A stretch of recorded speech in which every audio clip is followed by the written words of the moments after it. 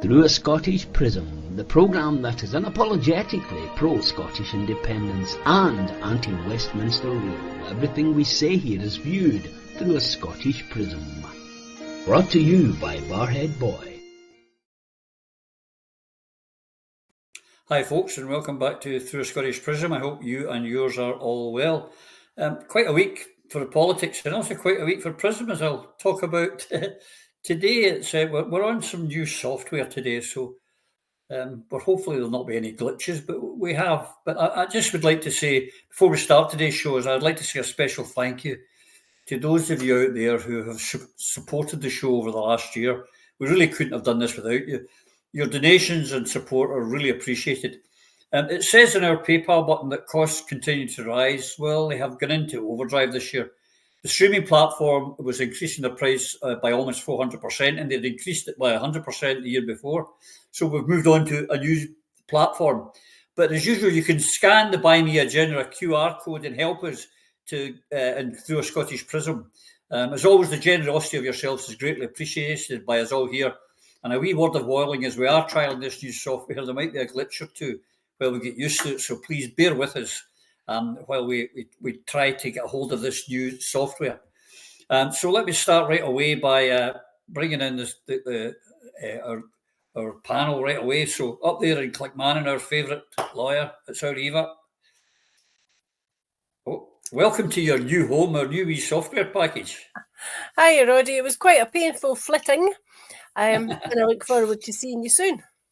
Aye, indeed, I'll see you tomorrow because I'm in Barhead, folks, back in God's country. And I've been indulging in all the foodstuffs that I can't get in Spain. It's fantastic. And Mrs. Duffy's been spoiling me. And over there in Edinburgh, we've got Lloyd. I hope. Yes, we do. Yes. Yeah, Mr. Quinnan, you're looking healthy there. Some picture we've got now. Yeah, very sharp, very sharp. Nice to be back. Good, nice to see you. And there in the Côte de Brig, who's also here for All Under One Banner, it's Mr. Boswell. Yep, how you all doing? Happy to be back in Brig yet again. Flying visit, obviously. Just arrived and heading into Glasgow tomorrow. Magic. Good. Yeah, I should say we're recording this on Friday, folks, so we can go to the All Under One Banner tomorrow. So I hope there's going to be thousands and thousands and thousands of you there. We can but hope. And up there in the City of Discovery, it's our Mr. Petrie. Alan, how are you? Oh, it was really good. Youthful looking. I've covered my hair till 5 minutes ago trying to go on this platform. Yeah, well, hopefully we'll have no more problems. But we've got the wee, as I say, the wee gin thing there, folks. And if you can help us out, be great. But you know, if you're in the green, we'll hopefully said hello to you. So this is kind of strange when we're recording this before tomorrow, when you're going to see this the day after. Bizarre. But anyway, this is the day. It's the day the results, Lloyd, are all coming in down in England now. The reason we're doing this is because it really has a pertinence to us in Scotland, what's happening down there. Because at last it would seem that the two-party job share has been absolutely smashed, and the Tory party and Labour have been crushed. We just got the latest we have at the moment is that the Reform Party has made 656 gains in council seats. They've won 2 mayoral seats. The Liberal Democrats, we did it for you, Beth, have gained 160 seats. The Tories have lost 654 seats. Labour, in areas that really are not Labour areas, it's all the shires down in England mainly, but a couple of urban areas, 184 seats they've lost, and they've got 20% of the vote. The Independents have lost 19, and the Greens have got 44 seats. Now, but the most telling thing here, Lloyd, is that the Apathy Party have won it again. Yes, absolutely, Roddy. You know, there's many gums being bumped about what's going on here, but the key figure, as far as I'm concerned, is the turnout level. Now, the turnout level varies from council seats to the mayoral elections of anywhere between 9 and an absolute maximum of 30%. So that means either 1 in 10 people were voting or 1 in 3 people were voting. Now, that's very, very important, especially when you combine that with the numbers of seats lost by the Conservatives in this particular election, because it shows very clearly that the Conservative voters have shifted to Reform in far greater numbers than anybody else has, which gives me the impression, one that I've had for many, many years, is that Tory voters are English nationalists, and the Reform platform is effectively English nationalism. Now, the bonus for us in that is that we have a direct response to that, which is called Scottish nationalism, which is called independence. Bump your gums as much as you like about the threat that Reform creates for Great Britain and the United Kingdom, but what it does is it creates an opportunity for us, if our politicians choose to take that opportunity and run with it. Because there was a call today, I believe, in the national newspaper by a well-known SNP activist calling for an electoral pact prior to 2026 election. Now, this is what we've been talking about for a good couple of years now. We talk about it in slightly different terms. We talk about Scotland United, but an electoral pact in some ways is in fact the way to address this issue. I'm not in the least interested in the SNP challenging or fighting Reform, because the only way to fight Reform is by becoming an independent country, because Reform are an expression of English cultural values, the cultural values that arithmetically control our country through the processes of the Westminster Parliament.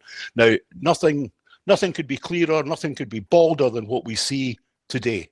The time for Scotland to move to independence is the election in 2026. And whoever is leader of the Scottish National Party at the time, that must be what they are forced into doing. Anything else, any attempt to mitigate, when the likelihood is that at the next general election, there will be at least a Reform coalition, if not an outright Reform government, because that's the way the arithmetic of England works for the rest of us in this benighted United Kingdom. So the answer is simple. The only Reform Scotland needs is independence. And it's incumbent on the leader of the Scottish National Party and the leadership of the Scottish Government to move in that direction. Any attempt to mitigate against Reform will fail, because ultimately Reform is a product of the British political system, and it is the British political system that controls the purse strings of our country. Time to move. As I said, the only Reform Scotland needs is independence. Yeah. The one thing that we should also take into account here, Eva, is that south of the border, it's first past the post in the council seats. Unlike Scotland, where they like the single transferable vote, so they make sure that unionists are going to be there in great numbers in Scotland. Down there, it's first past the post, and it has actually wreaked havoc. I mean, the Tories have lost 600 and odd seats. It really is something else. I can't hear you. Sure. Oh, £1. There we go. That's my first £1. You did. It's quite a thing to watch when you see the numbers. Tories lost 647 so far, Labour lost 183 so far, and of course Reform gained 649 so far. So this is being described as the political earthquake that Nigel Farage has been promising or threatening for a very long time. But of course the caveat is, as Lloyd has said, the 30% turnout. In a Scottish context though, I think what's particularly important is to see John Swinney's reaction, because what he said was Scotland must be alive to the threat of Nigel Farage after Reform UK's strong performance. He accused Labour and the Tories of making a fundamental mistake by cozying up to the right-wing party. And that's where the voting system in Scotland becomes particularly apposite, because we know here that John Swinney's line is likely to be vote SNP1 and SNP on the list, so constituency and list vote for the SNP to keep Reform out. And he'll build on the strategy that he attempted but made a fool of himself by trying to create and foster at his recent summit, which was the anti-far right summit, to which, of course, Reform were not invited, but all the other political parties were. And we spoke about this before in terms of how embarrassing it was and how wrong it was in a democratic country to lock out of a political discussion a party who were seeking election in a democratic election in a democratic and accountable fashion, no matter how much we might dislike the politics or the priorities of Farage. Now, nobody's voting Reform because they actually expect Reform either to deliver or to run councils or the country. They're voting Reform because they're sticking it to the other parties because they're scunnered with false promises and false dawns. So if you look at this in a Scottish context, Reform are not likely to take off here, but John Swinney has to create them as the spectre at the feast, the ghost at the feast, to encourage people to do what they would not otherwise do, which is put their trust in the SNP once again. But the fright that he's going to get is that voters in Scotland look at the SNP now in the main with the same disdain that they have in England for Labour and the Tories, because it's the SNP up here who have promised and failed to deliver. And they've been promising since Nicola Sturgeon took over in November 2014. And the last 10.5 years have been appalling in the context of the lack of progress that's been made to create a democratic opportunity to deliver independence to Scotland. What we've had instead are sound bites, not strategies, not plans, not joined up thinking, and not joined up campaigning. But we can use the system in the Holyrood election, in the Holyrood Parliament, to deliver a mandate for independence, to deliver that reform with a small r that Scotland needs, that would not be a political earthquake, it would be a peaceable democratic revolution when we vote independence parties in the constituency and independence supporters or independence candidates, both on the list and in the constituency where that might be appropriate. And this is why you've got a prominent Scottish nationalist now suddenly talking about some sort of unity between the independence supporting parties, not for the sake of independence, but to cover his own backside and save his deposit. Because in the absence of a cogent, coherent system and an agreed position of voting next year, a lot of SNP MSPs and SNP candidates who are hopeful will be out on their ear or on the proverbial backside. So the Scottish people need to think very carefully about what it is that we want, because what we don't want is another 5-year term of Holyrood stuffed with quite the opposite type of politicians than we've seen in the likes of Lloyd and Phil when they were elected to represent our country.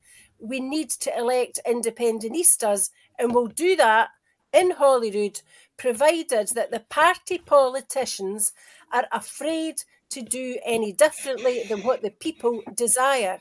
So we need to put the politicians, the party politicians, on notice that we will use the voting system next year to get shot of every pretend, fake Scottish nationalist politician who has talked the talk and failed to walk the walk and failed to deliver. Their time is up unless they start to do what 50-odd% of the people of Scotland require them to do, and it's to shake hands and break bread with the other independence supporting people and talk sensibly, rationally, robustly and powerfully about how we take our country to independence, the only reform we need.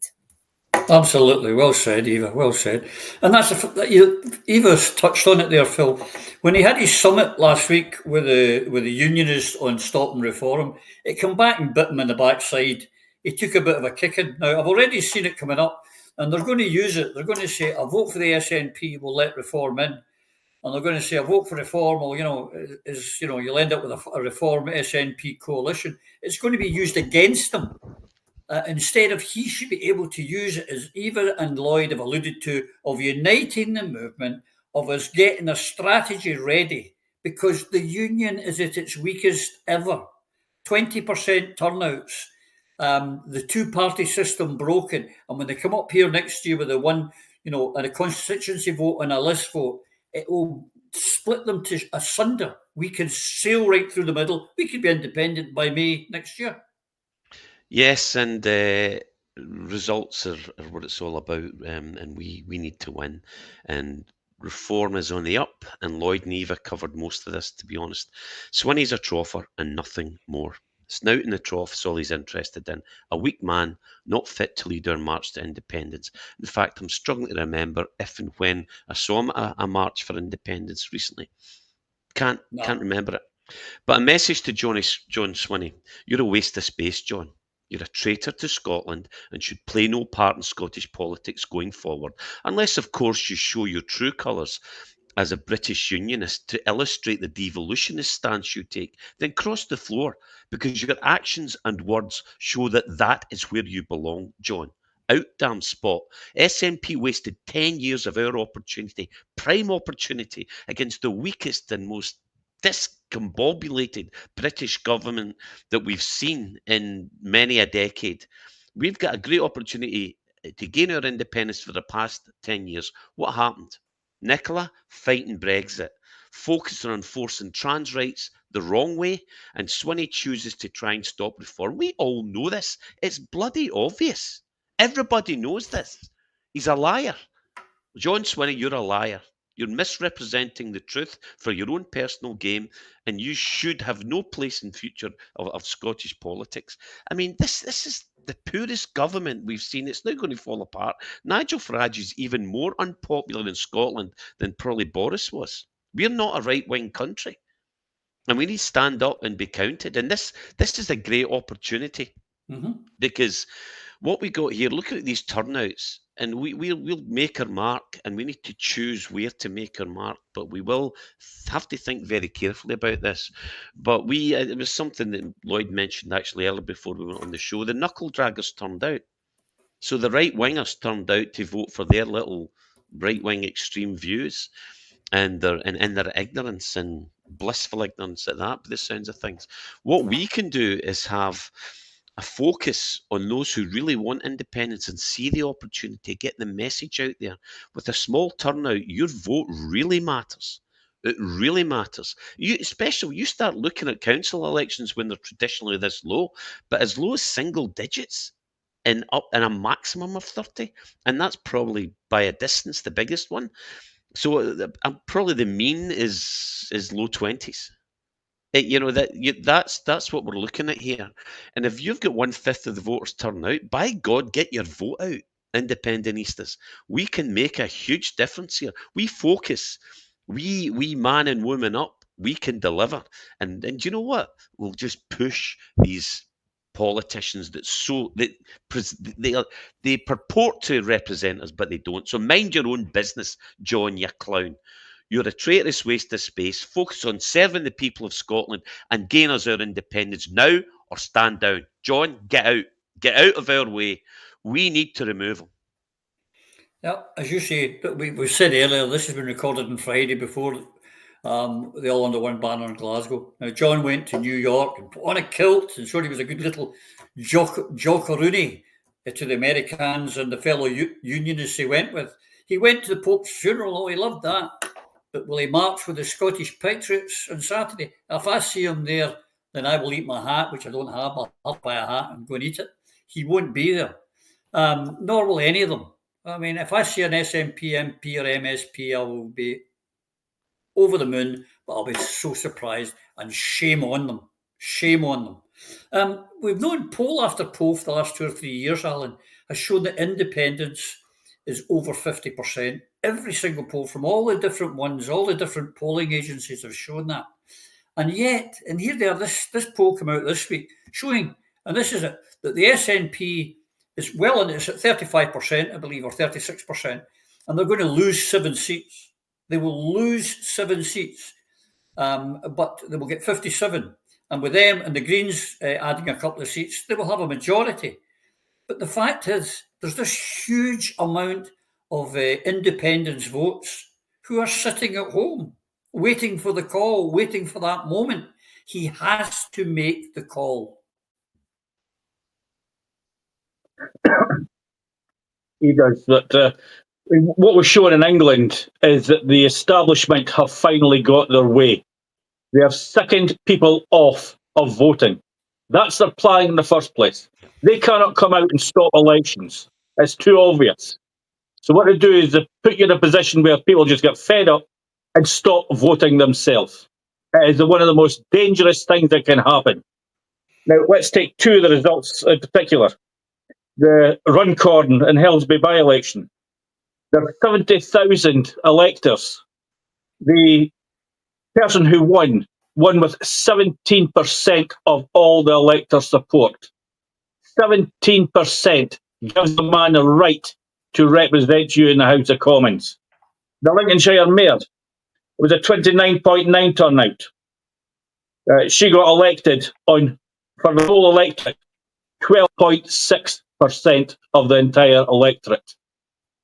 That is somebody on big money making really big decisions on people's behalfs, and 12.6% of the people supported her. That is ridiculous. And the same thing is going to happen here in Scotland.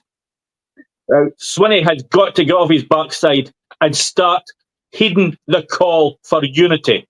This is no longer about party politics. It's no longer about we want independence. The luxury of wanting independence is long gone. We need independence. Because what the people of England have said today is quite clear to the Labour government. You're not going fast enough on privatisation of our health service. You're not going fast enough on attacking the disabled. Because that's what reform are all about. And that's what people voted for, whether they like it or not. They could make all the excuses they want that they want to punish people. But I'm sorry. Saying that you're not a fascist or racist and supporting reform is like going into a McDonald's and asking for a Big Mac and claiming to be a vegetarian. Just because there's a couple of things on that burger that you like that's vegetables doesn't make it acceptable. You are what you are, and stop listening to what people say and start watching what they do. The thing is here that Starmer has come out, not given the old lessons have been learned, but what he said is, we're going to go, their policies have been rejected out of hand because their vote didn't turn out. But he says, Lloyd, they're going to go further and faster. The people have rejected, but he wants to go even more to do the things that he's doing that the people don't want, and he wants to do it quicker. Is the man mentally unbalanced? I don't know what he is, Roddy, apart from he is the tool of someone else. And I read something today that was written by Craig Murray, and it really, really resonated with me, where he suggested, given his experience in the Foreign and Commonwealth Office, that in actual fact, Starmer is a creature and the creation of the British security services. Now, if you see the chaos of the Conservative Party, the rise of reform, and effectively the cobbling of the Labour Party, that would make a great thriller if it wasn't reality. And I think Craig's hit the nail on the head. How can anyone be the head of the Crown Prosecution Service, have as a career a lawyer? So he was dealing in truth and fact and law on a day and daily basis for the vast majority of his adult life. But since he's come into politics, belief in truth, law, justice and honesty appears to have gone completely out the window, because this man will change his mind on a really centrally, morally important issue from the beginning of a sentence to the end of a sentence. You know, this man has barely told the truth since he entered number 10 Downing Street. He keeps getting caught for it because we have a supine press. They don't pursue him about it. But really, I have to go back to what I said in answer to the first question, and particularly in light of what you've just been talking about. Support for independence in this country is the highest level it has been since 1707. That's a fact. And it's been a fact for kicking on for 2.5 years now. Now, in those circumstances, when you see the parent country, namely England, lurching radically to the right, because, you know, again, analysis, the maximum number of votes that reform has got came from the Tories, right? So that's the Tories saying that Kemi Badenoch is not right-wing enough for them. Who'd have thought that? Okay, so that again reconfirms for me that the social values of our two countries have been diverging for years and years. And that divergence is only going to get greater. But we have to get out of it, because to be able to build a country for future generations, what is the point in staying cobbled to a country whose values are the opposite of the values of your own culture and nation? In reality, it's a crime against future generations not to move to independence at the earliest possible opportunity. But for me, that's always been the case, be it 1650, 1750, 1850, 1950. Here we are in 2025. England has shown itself, or has shown its future to us. The rise of reform over the past few years, and we said it before, the rise before that of UKIP, then of Brexit, shows very clearly that English nationalism is on the rise. And when English nationalism is on the rise, as the good people of Africa, North America, and the Australasian continent found out, it's a very dangerous thing. Lots of people lose things out of it. We as a country have lost far too much for far too long. The only way to address the issue of idiot savant in number 10, namely Keir Starmer, and the rise of reform is, again, when 50% of the people, in excess of 50% of the people, believe that independence is the future for our country, then now's the time to take it, as Alan says. Not ask for it, take it. And the power to do that exists in May 2026, if the leaders of our current political parties understood the necessity, the desperate necessity we have to move our country forward, and the responsibility we have to future generations to actually deliver what is necessary for them to have the finest and most fulfilled lives. That's not possible within the confines of the United Kingdom of Great Britain and Northern Ireland. End of. Correct. And that's why we were heavily involved and are heavily involved in Liberate Scotland, folks, because we believe that's what needs to be done. You can call it Scotland United, whatever you want to call it. We need unity. And that 50+% of people in favour of independence, they just need the political will to be shown to them. They need to be led, and they will come and they will vote and they will give us our independence. But we need to get them to understand that they need to give us unity.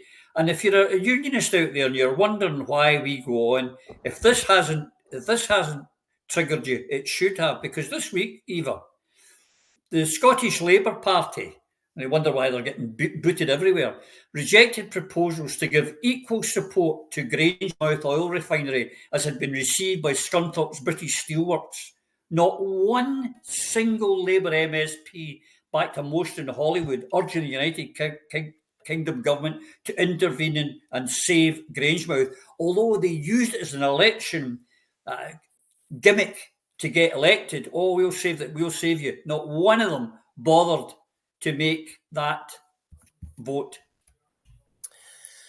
Well, as you know, I was the Indy for Indy candidate in Alloa and Grangemouth for last year's general election, so I have first-hand knowledge and a photographic memory of the words that were used by every Scottish Labour spokesperson candidate right across the board about how voting Labour would save Grangemouth. I have it on video, I have the leaflets, we've got Anna Sarwar promising it, and we've got Kenny McCaskill and me at Hastings supporting each other and talking in terms of the national significance of Grangemouth, far more than local. A national campaign is what it should have been, and it would have been if Kenny or I had been elected. As it is, the guy who was elected, Brian Leishman, has put up a really pretty robust defence of his position, and he's been really challenging the Labour Party, his party, to look after Grangemouth, save it, and look after the people that are so badly affected locally. But nationally, Brian's difficulty is, man of honour and integrity that he is, others in his party are not such. And he's a voice in the wilderness within that party and will continue so to be, because the strategy of Labour is to defenestrate Scotland as and when they can, but make sure that our resources lost to Scotland go south to Westminster. Now, what is absolutely tragic is that Grangemouth will be consigned to the history books. the same way as the proclaimers sing about, where to begin? Methyl, Linwood, etc., etc. And you go into Wikipedia today and just type in Grangemouth Refinery. And the opening paragraph in Wiki says, Grangemouth Refinery was an oil refinery. Located in the Firth of Forth, built by BP, latterly operated by Petroineos. It was the only operating crude oil refinery in Scotland. With its closure, there left 5 remaining refineries in the UK. Until that point, Grangemouth was the oldest refinery in the UK, supplying 65% of Scotland's oil products, including petrol and diesel. The refinery processed its last crude in April 25 and is slated to fully convert to a fuels terminal from July 25 onwards. I don't want my grandchildren to be reading the history books and learning about things that my generation could have prevented or still yet have the power to reverse.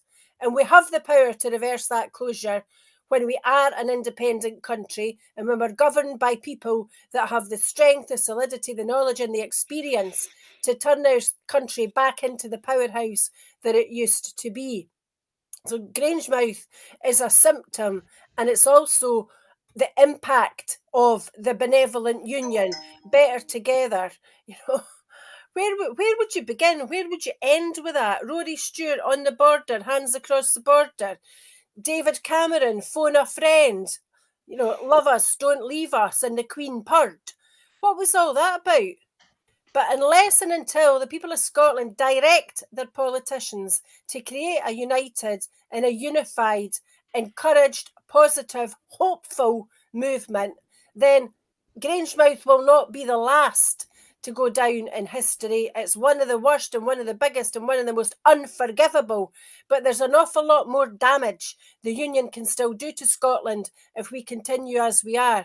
For example, drugs figures are out this week and they're bad again. They're getting worse. And they're getting worse because drug deaths, addictions are the price of poverty. And poverty in Scotland is an act of it's a political act. And what's wrong in Scotland is there is a lack of political will within the leadership of the government to address poverty at its root cause. And its root cause in Scotland is the fact that we are dependent, we are a colony, and we survive on pocket money handed back to us by Westminster from the coffers that we have lined with gold and black gold and whiskey and forestry and fishery for decades, in fact, for centuries.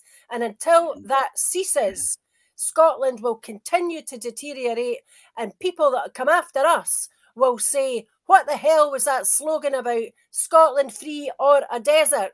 The only country to discover oil and get poorer. Yeah. Come on, Scotland, stand up on our own 2 feet and get on with it. Get the job done. Get John Swinney told. Get out on the streets and make sure your voices are heard, because in the absence of that, our country is going to be consigned to the scrap heap, and our children, grandchildren, neighbours and friends will be left without hope, thrilled to a Westminster, devoid of humanity, devoid of care, money grabbing and warmongering. Absolutely. And while we've got the Union on its knees, ready to be taken, there's time to step forward and stand up for Scotland. And we cannot allow the industrial base of our country to be hollowed out. We need to secure our industrial base for the security and the future of our country, and my government will play its part with the UK government in enabling that to take its course. We cannot allow the industrial base... Sorry about that, a wee glitch. With the UK government, Phil, with the UK government, they didn't speak up until after the refinery was closed. The SNP were silent. They want to close down the North Sea and stop taking oil out. And they were silent. And as soon as it was closed, suddenly he found his voice. But he's going to go to the UK and work with them. Tell them to get to hell and get us to hell out of the Union. Yeah, and you contrast that with most of his words. I mean, as I've always said, and we all refer to it. We cannot allow... But this guy, That's the occasional word. Most of the words he speaks, and we touched on it earlier, are he's mouthing the will of the Union and the devolutionists. He's not even consistently talking the talk of independence. It's occasional little glitches, little bits like that, glitch in the matrix. But this guy is not our friend. He's not working for the people of Scotland. He's working for himself and his imperial masters, and he should be removed. Toot sweet. The big thing for me here, though, is like, we're talking about Labour voting against giving equal assistance to Grangemouth and the support for that they gave to Scunthorpe. But we're treated with all of the closures we've had, Bathgate no more, Linwood no more, we've touched on a lot of this stuff earlier, fighting Brexit. We are a colony. We are treated as a colony, and this is evidence of it. And hats off again to the excellent Alf Baird and his book for a better understanding of why Scotland most certainly is a colony of England. Please read Professor Alf Baird's Doon Hodden. In his book, Alf draws he draws on the colonial experience, right? And the decolonisation process to re-examine the question of Scottish nationhood. And the answer, according to the key indicators, is a clear resounding yes, Scotland is a colony of England. As to the Grangemouth problem, which is a problem of an oil-producing colony being raped blind by its neighbour England, is around 97% of the known oil reserves in the UK CS, which is the UK continental shelf, is in Scottish waters. And England can forget the area that Tony Blair tried to steal from us just before devolution, because it's rightfully ours, and you can fact-check that under UNCLOS, the United Nations Convention on the Law of the Sea. So to any unionist that wants to challenge these facts, check before you spout your Daily Express headlines at me and the rest of the crew on this programme, or any other independence-minded individual. Having a refinery is critical. John actually said it there, but he's not done anything about it. The saving in cost per gallon of fuel, or litre these days, of a country refining its own fuel is considerable. It's where it's efficient and dependent upon the blend, though. But it's typically about 10 to 15% of the cost per unit of fuel in the States. And as the gas, or the petrol or gas, is cheaper in the States than petrol is in the UK, for us the cost of refining is an even smaller percentage of the cost that we pay at the pumps.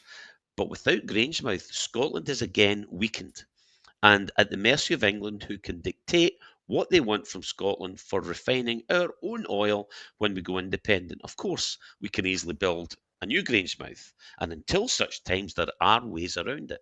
We can build or buy or build via conversions FPSOs. I, conveniently enough, have some expertise in the design and build of FPSOs. An FPSO is a floating production, storage and offloading unit, and it's a floating vessel used by offshore oil and gas companies for the production and processing of hydrocarbons and for the storage of oil. An FPSO is designed to receive hydrocarbons produced by itself or from nearby platforms or subsea systems, subsea umbilicals, risers and flow lines being a particular speciality of mine.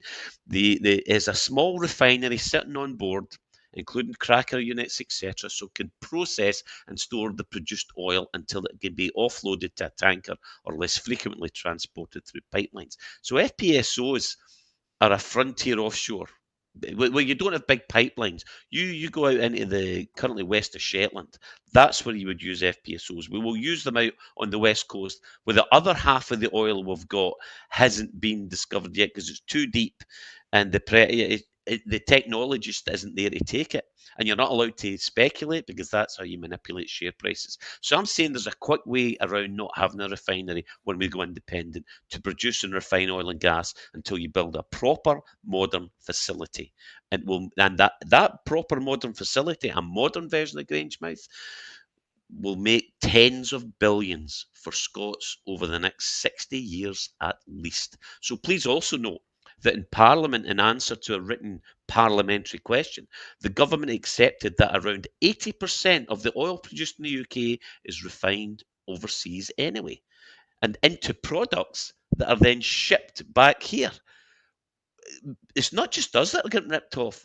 England, the people of England are getting ripped off. The billionaires that we call the elite. Don't call them the elite, call them for what they are. The parasites are asset stripping Britain. And Scotland is paying a hell of a price in deaths and in poverty. And it's getting worse. They're stealing more and more. And if you know a subject and you've some insight into it, you can easily see that Scotland's resources are being stolen from under our feet. So how much are they stealing? Well, all of it, as there's very little benefit of the oil and gas industry stayed in Scotland. Even when in Aberdeen was a centre of excellence in oil and gas technology, the vast majority of benefit went to the big oil companies and London, the Treasury. So, you know, and you look at, when you look at a litre of petrol in the UK, what is it? What the price is currently about 53 pence a litre, right? And remember, that used to be a gallon. It was when it went £1 a gallon, oh God, it was terrible. Now it's 52 pence a litre. Well, that was that. So this was historical analysis I was looking at. So 35% of a litre of petrol is wholesale costs, right? And the RAC did a study on this. The VAT is 20%, retail profits 13%, delivery and distribution 1%, 5% via biofuel content. So the actual cost of the fuel is peanuts. The bulk that you pay is tax to the governments. And that's the problem. We need to take it. We can afford, like I think it's Qatar. We're getting absolutely shafted, but I think it's Qatar. It's about 42 pence per litre in Qatar. Why?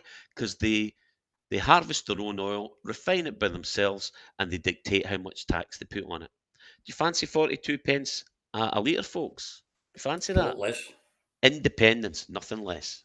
Yeah, my kids live in the UAE. When he's got my son's got a big one of those Dodge Ram things. It costs him about 25 quid to fill it up. 25 quid to fill it up there, and they've got less oil than us.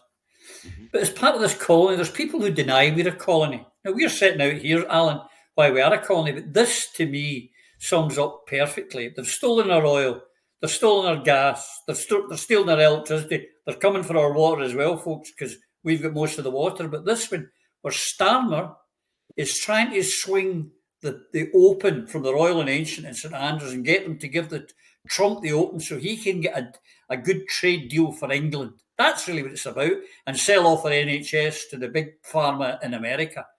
They even want to steal the game we invented and the Open Championship, which is the biggest one, so that they can do a trade deal. Disgusting. Yep. Scotland's just a commodity to them. Everything's up for grabs. I mean, Grangemouth is gone because they didn't want us to have an oil refiner. They put in wind farms, solar panels, solar farms, battery farms, and I'm not talking about eggs. I'm talking about these disgusting, horrible things that are put in the farmyards that are polluting the soil. And when they go on fire, which they often do, polluting the atmosphere as well. In Dundee, they're actually asking for planning permission for one to be built right next to a new school that has just been built. That's how bad they are. They want us to take all the risks, all the rubbish, and all of that stuff is being piped down to England. So it's all the money gets awarded to the English bank account, not the Scottish one. So when Gers comes around yet again, they fiddle the figures. Say, no, Scotland's only producing this much. Yeah, that's because you're all piping the stuff down to England and stealing it from us and putting it onto your own account. That's how they work, Gers. That's why you cannot rely on Gers. And that's why England are so desperate to keep a hold of Scotland, because they have been undermining Scottish economy for many, many years, taking it from us and putting it under English bank accounts, because it doesn't get awarded to Scotland. If that was different, if the truth come out, people would be shocked how rich a country Scotland is. A country as rich as Scotland, with high drug deaths, high rates of poverty. Our education system, once the envy of the world, going downhill rapidly. Our policing going downhill rapidly. And our social services going downhill rapidly. We have the skills in this country. We have the money in this country. The problem is we do not have the leadership. And that is what is lacking. We need a parliament next year that's not only going to be competent in government, but realistic and determined for independence. Because independence is the only way out of this nightmare. Here, absolutely. And I would reiterate what Alan said, the Gers can't be trusted, but hopefully next season. That's the other thing. They want nuclear power stations. We don't need nuclear power stations. We produce so much electricity. We're sending it south of the border, but they want us to have nuclear power station so they can get more. But they don't want the nuclear power stations in England. They want us to have them up in Scotland. And you've been watching, folks, the Labour Party, these English nationalists, as I call them, in Scotland, who represent the Labour Party, are starting to say, why won't Scotland take this and get the benefits? Because we won't get a benefit from it, that's for sure. But talking of loyalties, etc., this week, a video came out, Lloyd, and I want to share it with you before I ask you the question. You will only truly get real power if we just have more Pakistanis sitting in council chambers and parliaments, but actually having more Pakistanis and South Asians sitting in the corridors of power making the decisions. And that's where I'll end tonight, is to say the change is coming. And the days where our South Asian community are viewed as a vote bank or a curry bank are well and truly gone. The days where South Asian communities get to lead political parties and get to lead countries is now upon us. The days when South Asian communities get to decide not just which school our children go to, but what they are taught in those schools. That's supposed to be the leader of the Scottish Labour Party, Lloyd. He's standing in front of a flag of Pakistan. He supports a party from England. Where are his loyalties? Are they in Pakistan? Are they in England? Because they sure as hell are not in Scotland. That's treason. He's talking there. Anas Sarwar's loyalty is to Anas Sarwar. Like his father's loyalty was to himself, Anas is to himself as well. And, you know, whoever we say about Anas Sarwar, we have to say about Hamza Yusuf as well, because, you know, they're two peas for the same pod. They all went to the same school, they grew up in the same area, they come from very rich, privileged families. And the fact of the matter is, they are no different, absolutely no different than other upper middle class schoolboys. Because that's effectively what Anas is. You know, Anas was so stupid that his father wouldn't even let him run the cash and carry, so they sent him away to be a dentist. You know, folk that get sent to be a dentist is because they couldn't be a vet. The big problem Anas Sarwar has is that, and I know this from living in Glasgow for a very, very long period of time, is that the politics of Scotland in Anas's community are actually the politics of the Indian subcontinent played out. There are exactly the same conflicts. There are exactly the same kind of alliances. But the key thing about Anas is this. Like all middle-class boys, there's a benchmark for him. And the benchmark is this. His father became a member of the Westminster Parliament, and he will attempt that at some point, not in the too distant future. And secondly, his father was made a peer of the realm and then became the governor of the Punjab in Pakistan. Now, in Anas's little world, that's the path that he's on. That in Hamza's little world, that was the path he was on as well. Now, I have a major issue with someone involved in our politics who is prepared to accept that there are countries across the world who have broken away from the United Kingdom of Great Britain and Northern Ireland and have prospered. And there are countries that have broken away from the United Kingdom of Great Britain and Northern Ireland because they were sick to the back teeth of being colonised and exploited. And I don't have a problem with that either. What I have a problem with is the sons and daughters of the diaspora of those countries coming here and trying to out-British the British. That is something which has got my goat for a very long time, since I was a small child, in actual fact. And this has nothing to do with race, religion, creed, or colour. This is to do with the benefit that allowed you to get the position that you have, Mr. Sarwar and Mr. Yusuf and others, is this country. It was our education system. It was the taxes of the people of this country. It was the political choices of the people of this country that allowed you to have the very fine life that you've had so far.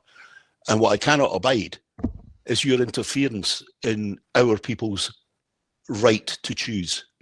You know very well, Anas Sarwar, that over 50% of the people of this country believe that the future lies as an independent country. To stand in that way, or stand in those people's way, is anti-democratic.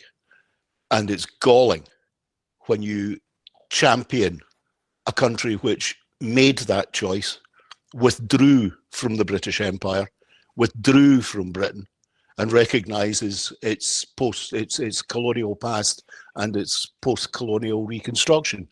How Anas Sarwar and Hamza Yusuf cannot see that is beyond my understanding, except when I put it into the context of where they were educated and the class that they come from. Because in reality, their loyalty is not to this country or that country. Their loyalty is to themselves, their family, and their class, irrespective of colour, creed, religion, or race. Ultimately, Anas Sarwar and Hamza Yusuf are loyal only to themselves. We opened this show, Eva, talking about reform, and how we know what they play on the race card, left, right, and centre. Now, Anas says them that, and they're saying, "Oh, but it was from a couple of years ago." It doesn't matter. I mean, it was like Hamza Yusuf's chat about there's too many white people in Scotland in too many positions. That plays right in to the absolute narrative of these knuckle-dragging racists that support reform in the Tory party and the Labour Party. That's the wrong thing to be doing. I think that it might be controversial to say it, but I don't care where anybody comes from if they arrive in Scotland. If they want to make Scotland and the world a better place, that's all that bothers me.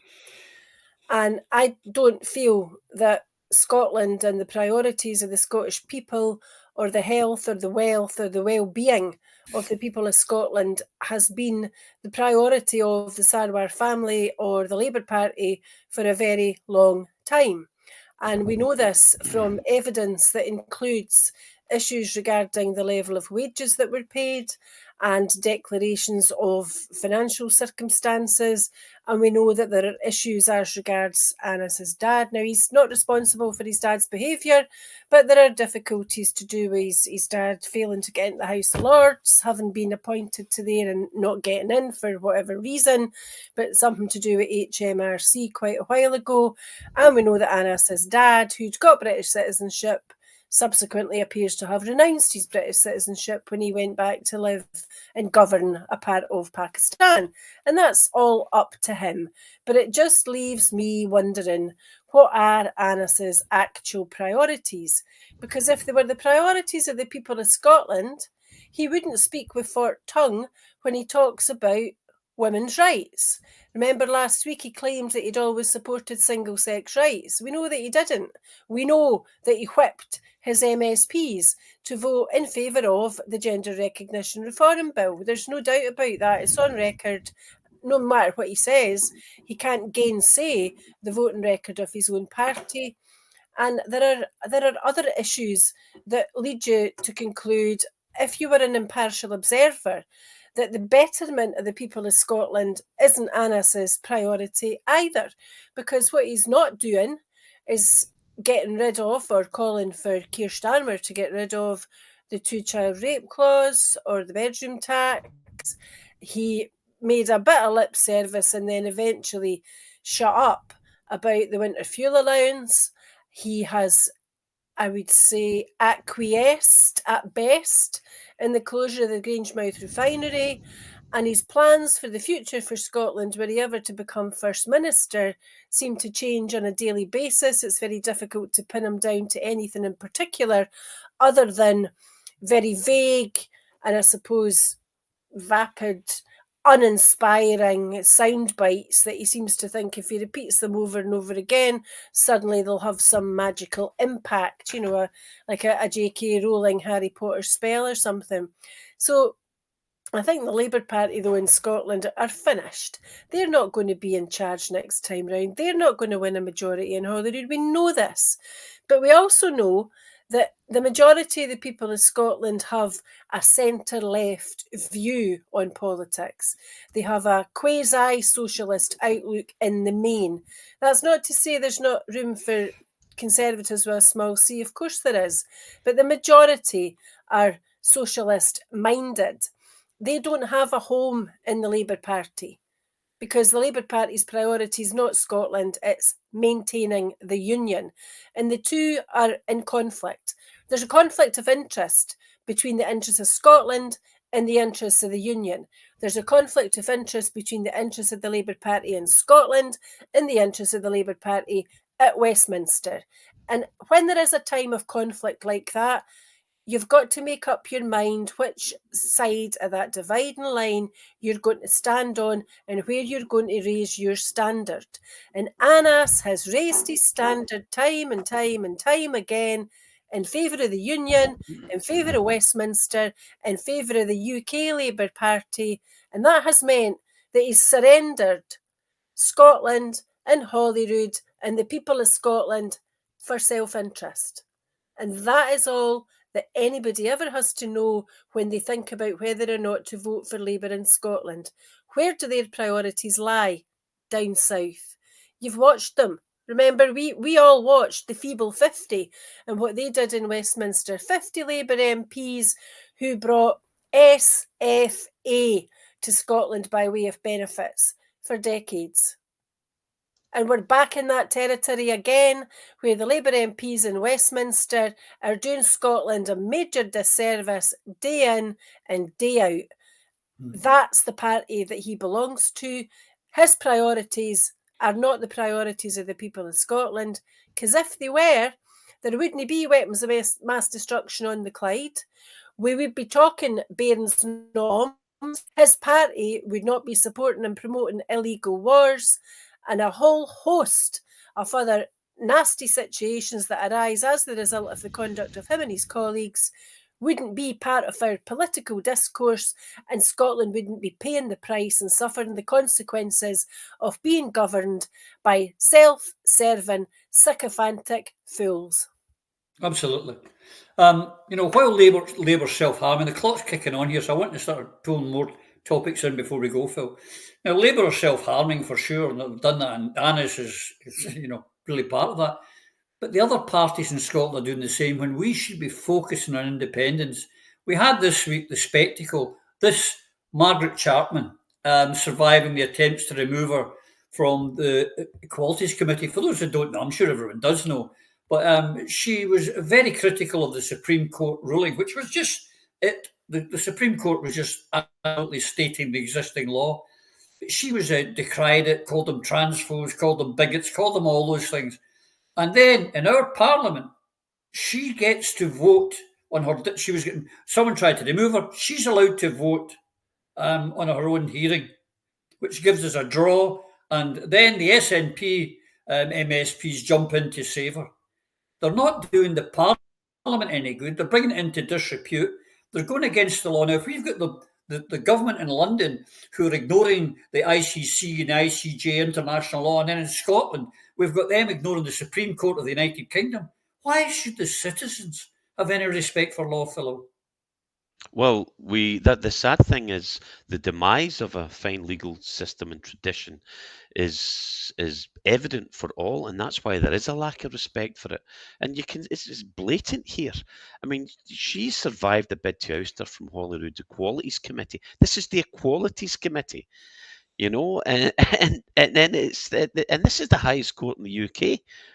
That women and sex in the Equality Act 2010 refer to a biological woman and biological sex. De facto, that's it. And the Dean of Faculty of Advocates, Roddy Dunlop, who you've got to respect. You've got to respect this guy. I don't agree with everything he says, but he's a very shrewd operator. Said Chapman should consider her role as deputy convener of the Equalities, Human Rights and Civil Justice Committee, as her remarks conflicted with Holyrood guidance on impartiality. So the rules are there. She's broke them. but everybody's ignoring it. So who on the committee, who are the spineless SNP sheep that kept this BAM pot in place just to try and hold on to their own spot in the trough? Karen Adam, Marie McNair, Evelyn Tweed. Now, while Maggie Chapman is undoubtedly an A-grade BAM pot, these are 3 more BAM pots, right? A useless shower of wasters. And what happened to the equal representation in politics? After all this shouting about it, there's 7 members on the Equality Committee. There's only 1 male on it. And this is supposed to be the Equalities Committee. My arse. Reminds me of that Tolkien quote. 1 BAM to rule them all, 1 BAM to find them, 1 BAM to bring them all, and in the darkness bind them. What it's pathetic. And just a couple of wee things on Anis, who is, I mean, and see, this is it. We're talking about difficult subjects here, and we're not shirking from it. And that's what politicians should do. And I mean, it's appalling. On that issue with Anis and the Pakistani issue, class or caste, Lloyd, same thing. And well said, Eva, on single-sex rights for women. Anis is a liar. It's proven. Pretty much every time he opens his mouth. Scotland is a welcoming country, and we celebrate that. Much less racist than England, though, of course, that evil and darkness exists here also. But we will keep fighting to push it out along with sectarianism, which is a massive problem in Scotland. To understand what he's talking about here, Anis Sarwar was saying we call the shots, we need to dictate what happens.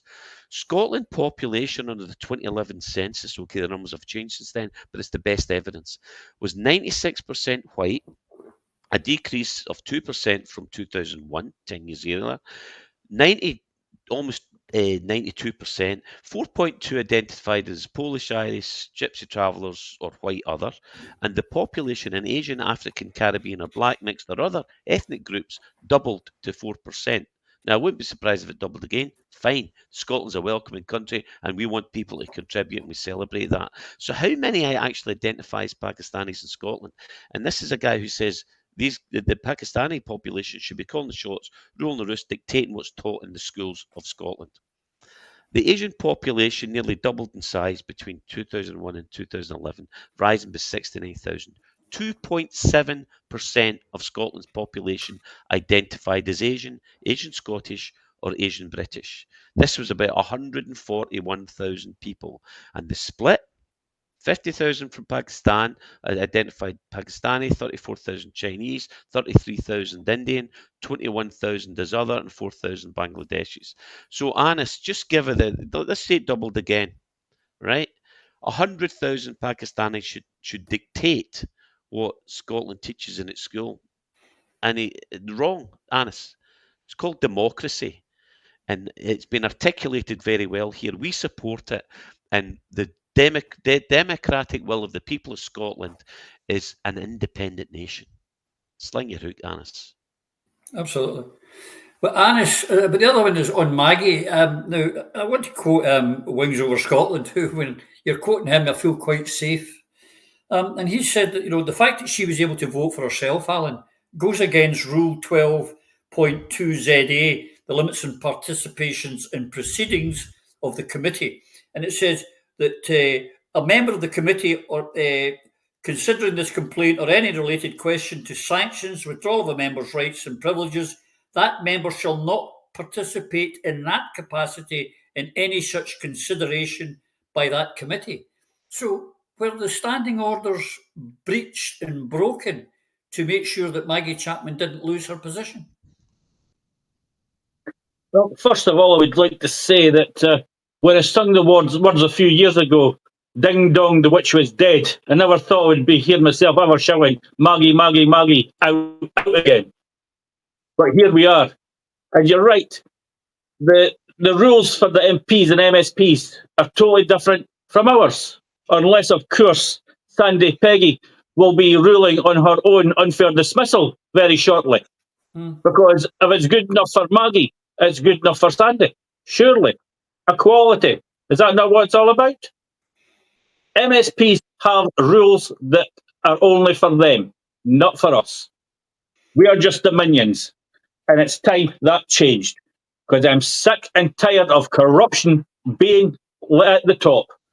Because that is what is putting so many people of voting. And coming back to the first subject, that is why the extreme right are getting into these powerful positions, because these pretending lefts are corrupting the system at the very top and showing us all up, because they're not left. They're corrupt politicians who are looking after themselves and no one else. It's time to stop this nonsense. It's time to stop voting for party politics. If you want people in Parliament that's going to get us independence and get us away from this corruption with a full written constitution, taking powers away from the politicians, back into the sovereign people of Scotland's hands, then you've got to look at the candidates. And if that is an independent candidate, that's who you've got to back. Reform has just shown you can go from zero to top of the shop in one election. Yeah. That could happen for Reform. It could happen right across every constituency in Scotland. It just takes the will of the people. So the choice is quite clear to Scotland. Do you want independence bad enough to take it? Or are you still prepared to give careerists a job at the top? Because what you'll get is more Maggie Chapmans. Indeed. Indeed. We're coming towards the end here, Lloyd. A couple of things I want to cram in. All the reasons, we need a reason to get, we don't need any more reasons to get out of the union, but it's so corrupt. This was released this week. The Attorney General's office in England and gave details of the Crown Prosecution Services and counter-terror police to the Israeli government of people who were demonstrating against an Israeli weapons factory. The British government handed over the details of these people to a foreign government. Again, is that not treason? I think the definition of an ordinary person's definition of treason would be quite different from what applies under English law. The real issue here is the British government has been providing arms, intelligence, satellite information, targeting information, and undercover soldiers on the ground in Israel supporting the Israeli government. And these good people have been doing something to prevent that.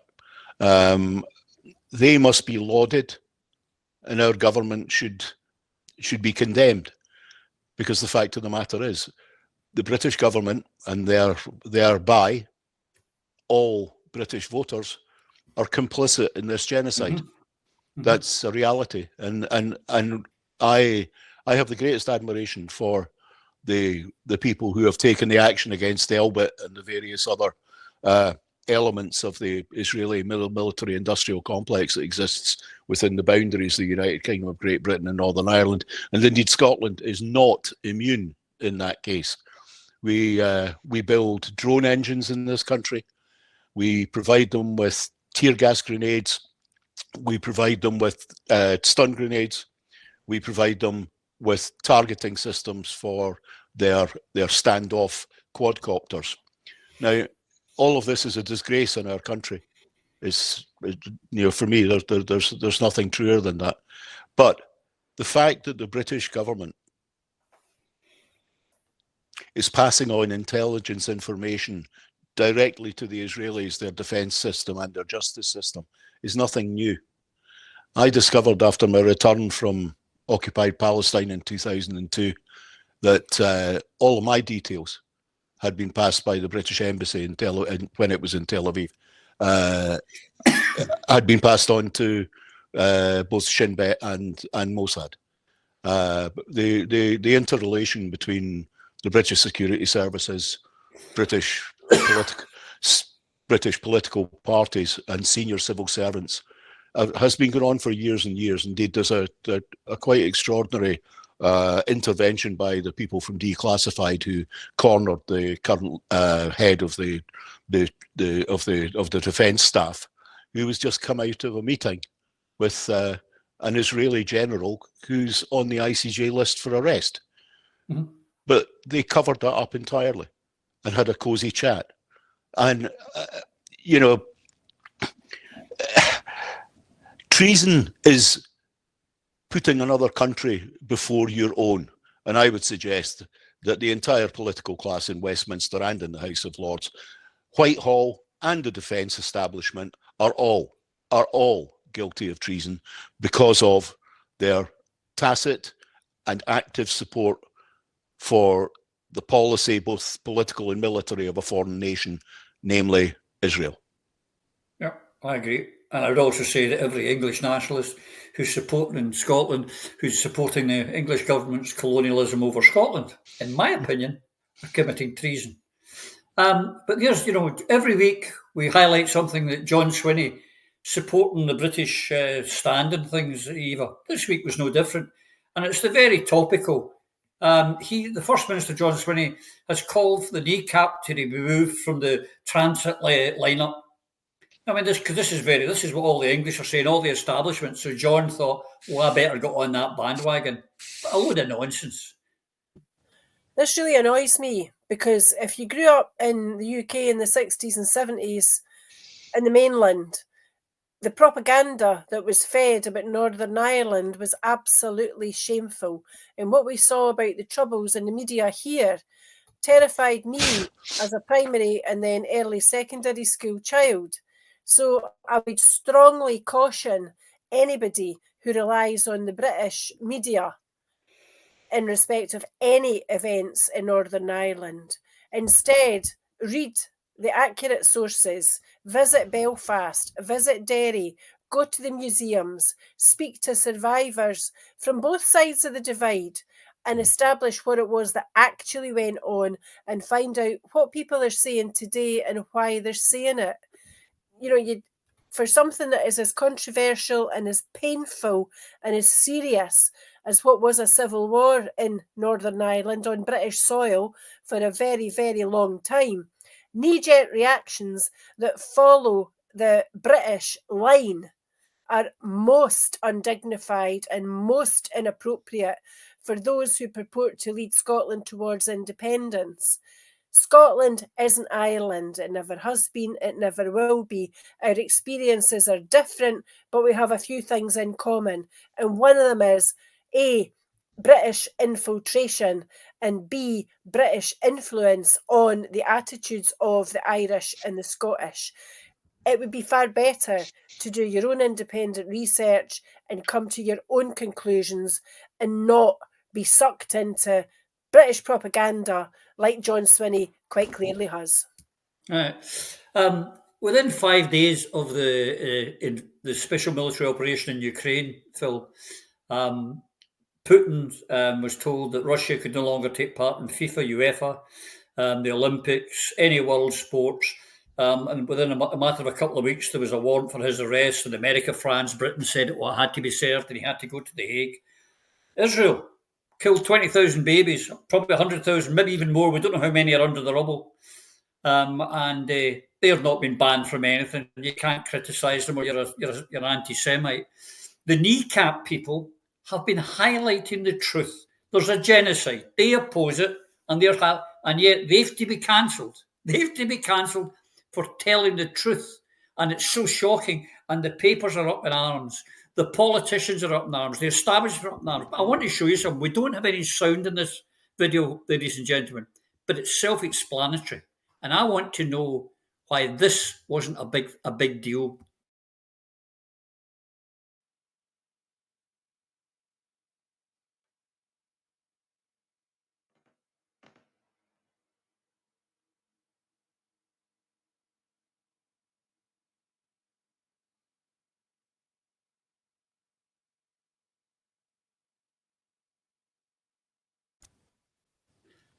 Now, that's the paratroop regiment of Bloody Sunday fame and Ballymurphy fame, shooting at a target of the then leader of the Labour Party, Jeremy Corbyn.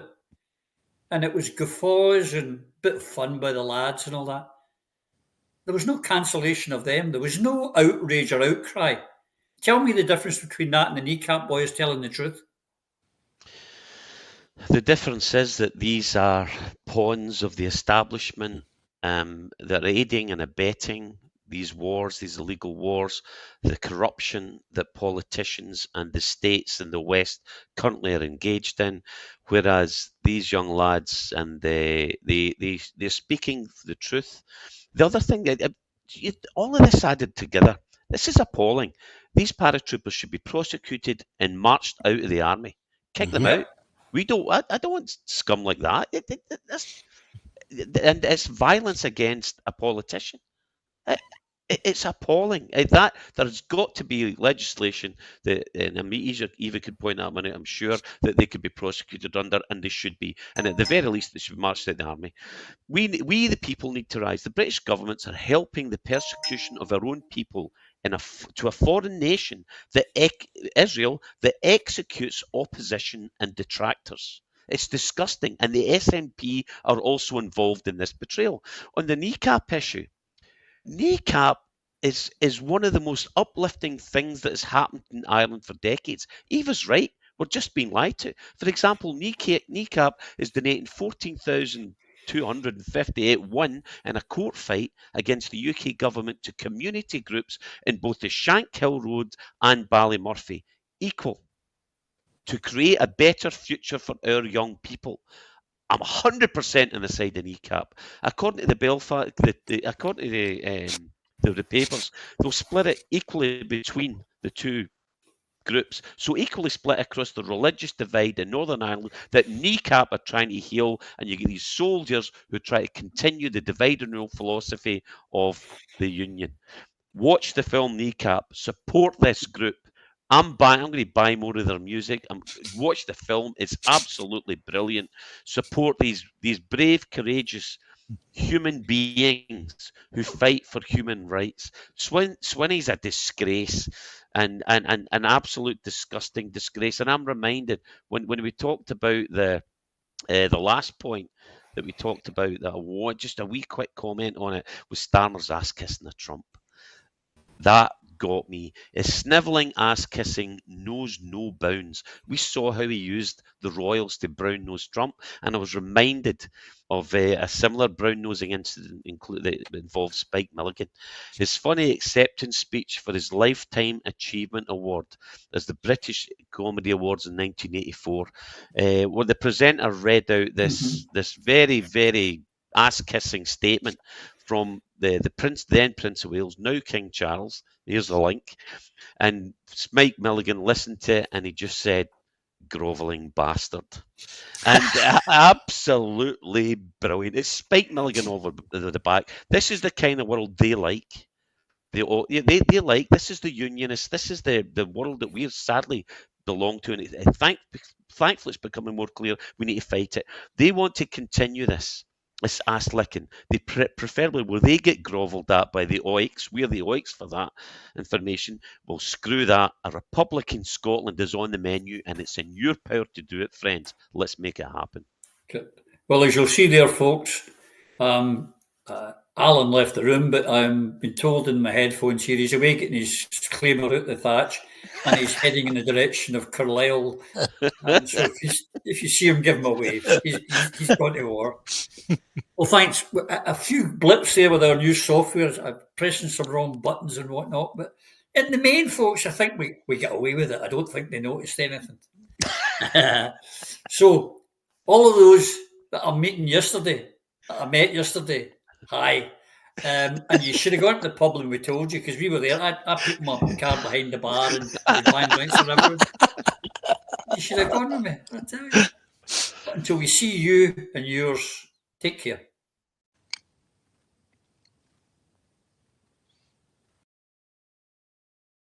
Through a Scottish Prism, the programme that is unapologetically pro-Scottish independence and anti-Westminster rule. Everything we say here is viewed through a Scottish prism.